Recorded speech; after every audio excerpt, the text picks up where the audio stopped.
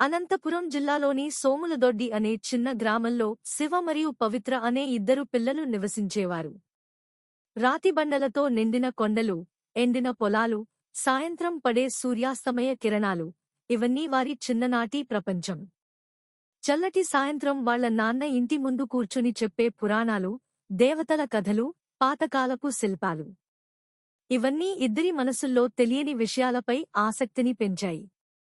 ముఖ్యంగా రహస్యాలతో నిండిన లేపాక్షి ఆలయం వారిని ఆకర్షించింది. ఒక పాఠశాల సెలవు రోజు ఉదయం వారు లేపాక్షి ప్రయాణానికి బయల్దేరారు. రాయలసీమ రహదారుల మీదుగా నడుస్తూ ఎండు చెట్లు, రాళ్ల బండల గుట్టలు చూశారు. ఇవే రాళ్లు లేపాక్షి శిల్పాలకు ఆధారమయ్యాయని వారు కొద్ది సమయంలో తెలుసుకోబోతున్నారు.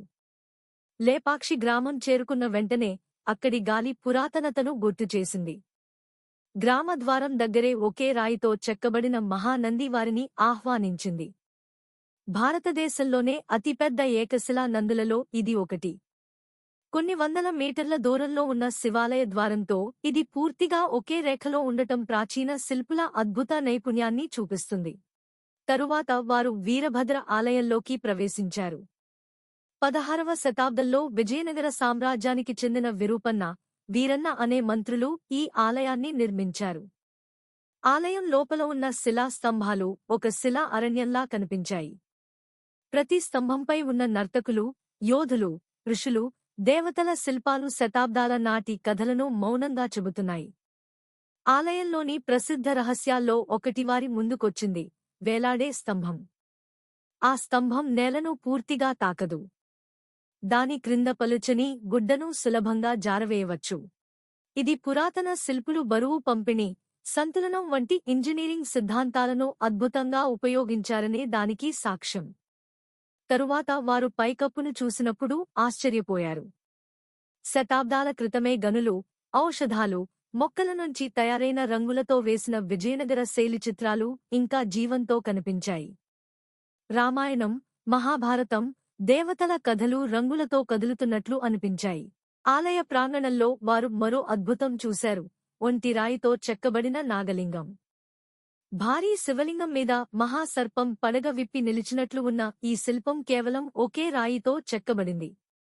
శిల్పులు భోజన విరామంలో ఉండగా ఈ అందమైన రాయిని వదలలేక ఇంత అద్భుతం చెక్కారనే కథ అందరికీ తెలిసిందే. సర్పం వంపులు, పడగ సున్నితత్వం వారికి ఆశ్చర్యాన్ని కలిగించాయి. దాని దగ్గరే రాతిలో చెక్కిన పెద్ద పాదముద్ర కనిపించింది. దీన్ని సీతాదేవి పాదమని స్థానికులు నమ్ముతారు.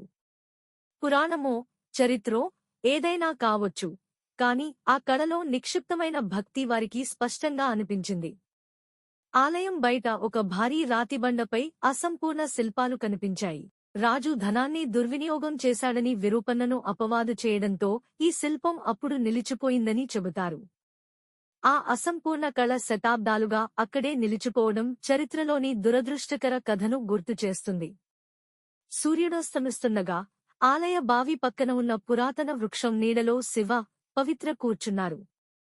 ఆలయ గంటల మృదువైన శబ్దం గాలిలో మార్మోగింది.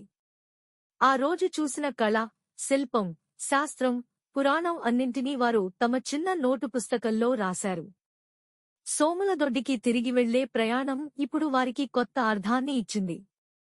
అదే పొలాలు, అదే కొండలు ఇప్పుడు ఒక దాచిన కథల ప్రపంచంలా అనిపించాయి. లేపాక్షి వారికి కేవలం ఒక ఆలయం కాదు, చరిత్ర, శాస్త్రం, కళ, భక్తి అన్నింటినీ కలిపిన ఒక జీవించే మ్యూజియం. ఆ రోజు నుండి లేపాక్షి రహస్యాలు వారి హృదయాల్లో శాశ్వతంగా నిలిచిపోయాయి.